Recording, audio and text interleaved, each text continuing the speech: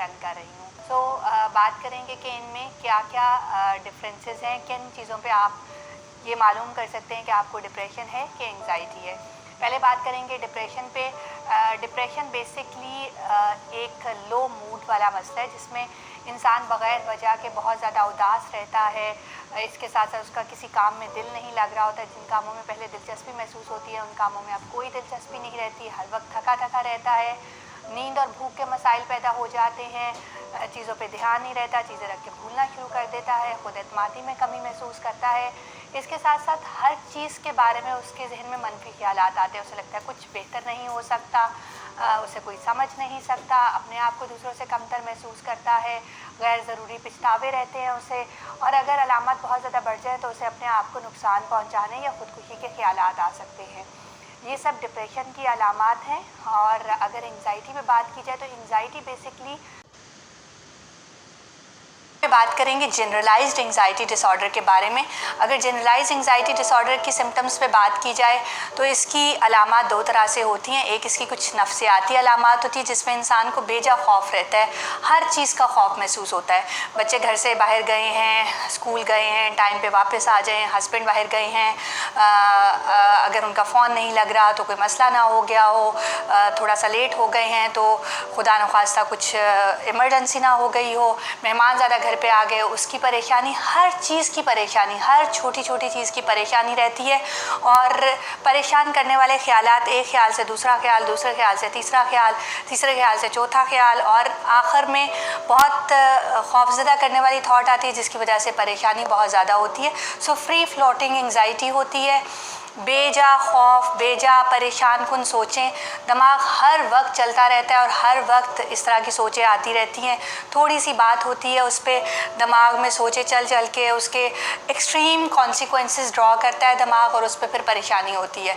फिर इसकी कुछ जिस्मानी अलामात आती है जैसे दिल की धड़कन तेज़ हो जाती है, चेस्ट पेन हो सकती है, मैदे के मसाइल पैदा हो सकते हैं, नौजिया, वॉमिटिंग, डायरिया या कॉन्स्टिपेशन हो सकता है, पेशाब ज़्यादा आ सकता है, सांस लेने में मसले हो सकते हैं, हाथों में कपकपाहट आ सकती है, हाथों में पसीने आ सकते हैं, दिल की धड़कन ख़ुद को बहुत ज़्यादा सुनाई दे सकती है, नींद के मसाइल पैदा हो जाते हैं क्योंकि जब सोने के लिए लेटते हैं तो उस टाइम दिमाग इतना ज़्यादा चलना शुरू हो जाता है कि नींद आना ख़त्म हो जाती है और नींद बहुत देर से आना शुरू होती है।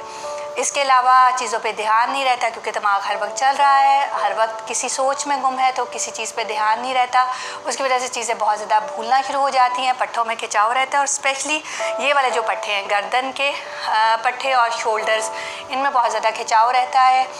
कुछ डिज़ीनेस, ड्राउजीनेस, चक्कर आना, नींद की कैफियत रहना, इस तरह के मसाइल हो सकते हैं। ये सब जिस्मानी अलामात हैं। सो खौफज़दा करने वाली सोचें, बहुत ज़्यादा सोचना, फ्री फ्लोटिंग एंग्जाइटी और उसके साथ साथ ये सब जिस्मानी अलामात हो सकती हैं तो तब उसे एंग्जाइटी डिसऑर्डर कहा जाता है। अगर ये हर वक्त रहें तो फिर ये जनरलाइज एंग्जाइटी डिसऑर्डर कहलाता है। इसके साथ साथ डिफरेंट तरह के फ़ोबियाज़ होते हैं, उसमें स्पेसिफ़िक किसी वजह से ये सब अलामात पैदा होती है, जिस चीज़ से डर लगता है उसमें ये अलामात पैदा होती हैं।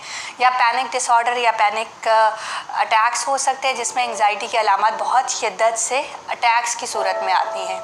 सो डिप्रेशन और एंग्जाइटी की अगर वजूहात पे बात की जाए तो इसकी जेनेटिक्स भी वजह हो सकती हैं। कुछ अर्ली लाइफ इवेंट्स होते हैं, बचपन में कुछ ऐसे हालात व वाक़यात रहे हों, बचपन बहुत बुरा गुजरा हो, खुदा न ख्वास्ता कोई अब्यूज़ रही हो, फ़िज़िकल या किसी किस्म का इमोशनल या सेक्सुअल अब्यूज़ रहा हो, तो ये लोग ज़्यादा वल्नरेबल होते हैं कि इनको डिप्रेशन या एंग्जाइटी हो सकता है।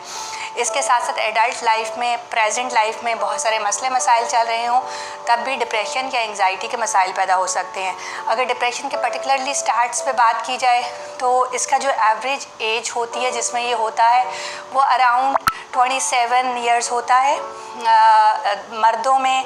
और औरतों में अगर इसकी शरह देखी जाए तो औरतों में ये निस्बतन ज़्यादा होता है, 2:1 रेशो है।